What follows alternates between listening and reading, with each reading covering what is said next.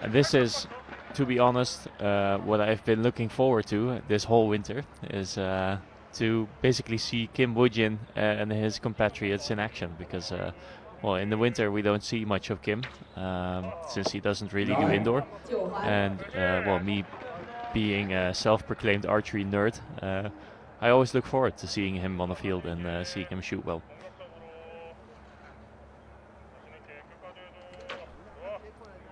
Chef, I think you could say it. I think the archery audience know you well enough now. You love Kim Woo-jin.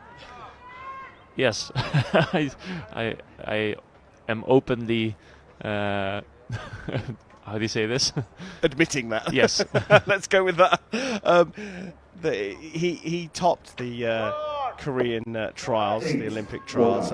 He is now the boss, isn't he? Especially seeing as though Jin Hyek has officially retired now. Yeah, and I think his qualification score of 699 also proves that point further home. India, though, looking to spring a surprise. I think this is a trickier one against this Korean men's team. Maybe, yes, but also over the last 2 years or so, we've seen that India has a very, very strong archery culture, but also just a strong team. And what we shouldn't overlook is that Tarandeep Rai has probably been around for longer than Kim Woo-jin. If I'm not mistaken, his results go back 2 decades almost. Well, Kim Woo-jin showing he's fallible there, just dropping low right into the 8, making some adjustments. The rain just looks like it's falling a little heavier as well.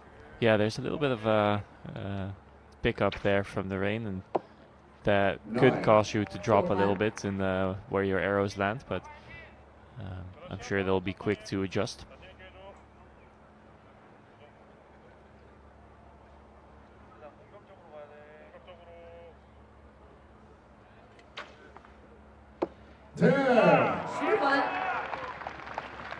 So provisional 56, a gettable target for the Indian team.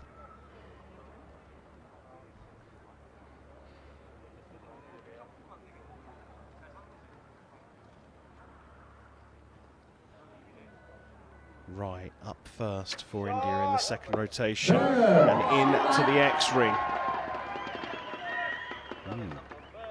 They sniff an opportunity here. And rightfully so. I think that 9 asterisk has a good chance to stay a 9.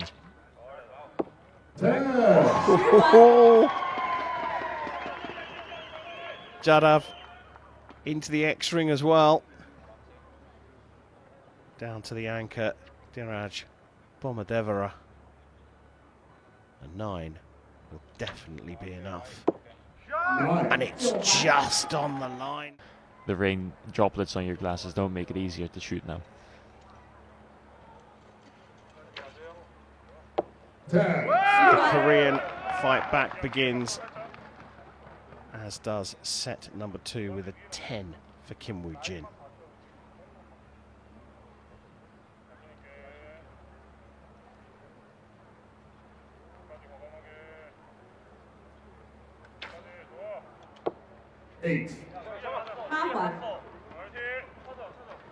I think some arrow values have been upgraded for the Korean team, because it seems like the set system is, or the set points are showing 1-1.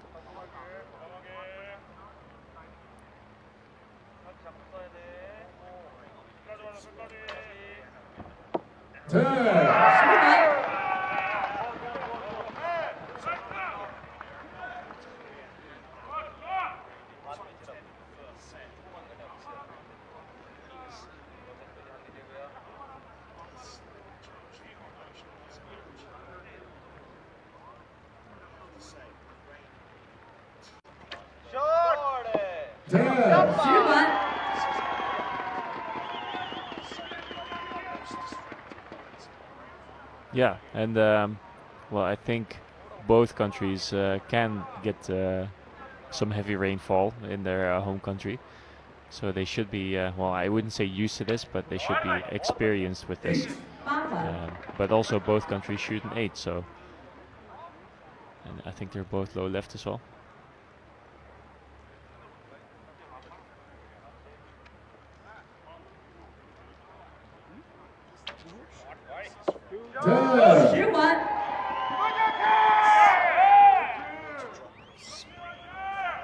Yeah, it's not only that you have to stay focused and not get distracted by the rain, but it's also your fingertip gets wet, the leather kind of soaks up the moisture, your string gets wet and more heavy.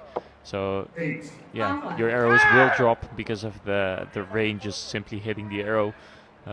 Everything kind of gets affected, and it's something to keep an eye out for.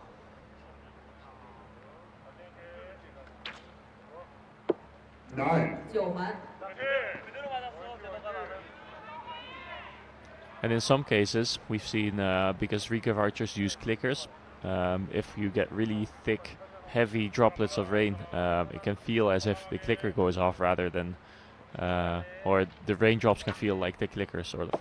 I don't think we're seeing any of that now, but that is something to look out for.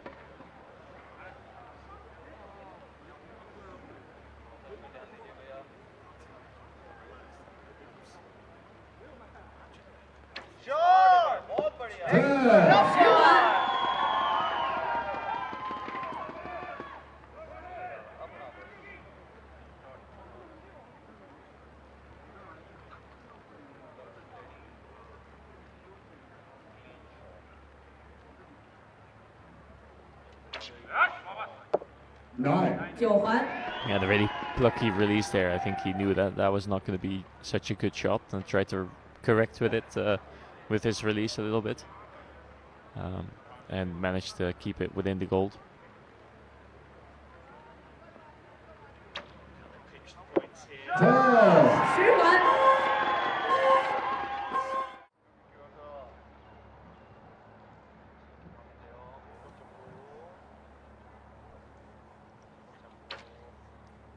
So the rain hasn't calmed down, but you would expect by now that they have kind of adjusted. You can see there's a little bit of frustration there on Kim Woo-jin's face.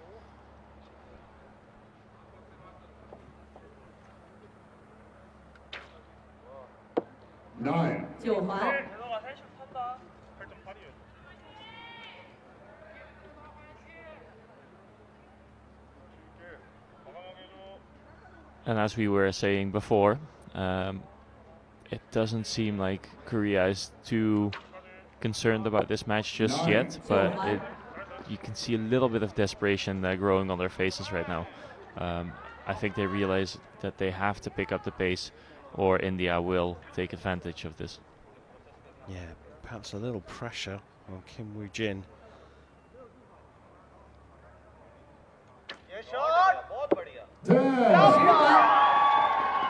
Again, we have a situation where one of the teammates is calling that way before the arrows even hit the target.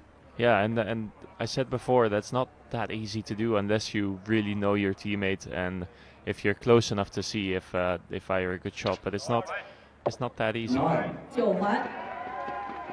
think in this instance, we're just happy that he shot his shot in a good rhythm.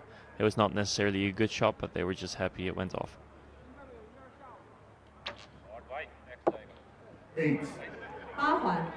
Bit quick. Yeah, although most of his good shots are quite quick. Yeah, I think if you are going to get caught out by the rain, it's going to hit low and maybe a bit left or right. It seems to have died down a little. It's still hanging low.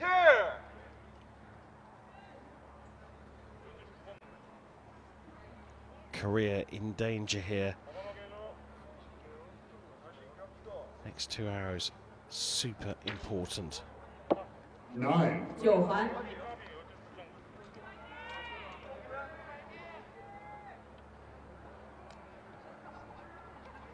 And they will need to put some high points down because India can get the match by winning this set. 9. 3 9s in the second rotation, and surprisingly that's better than the first rotation. A 53 though for Korea. Conditions not absolutely perfect with this rain falling, but India look like they have a chance of taking advantage here.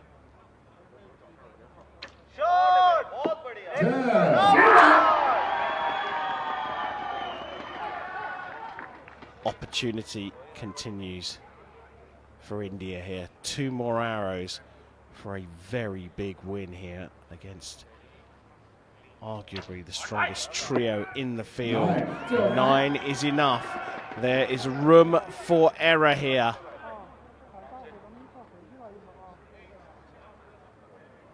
Eight or more for the win for Bomadevara and India.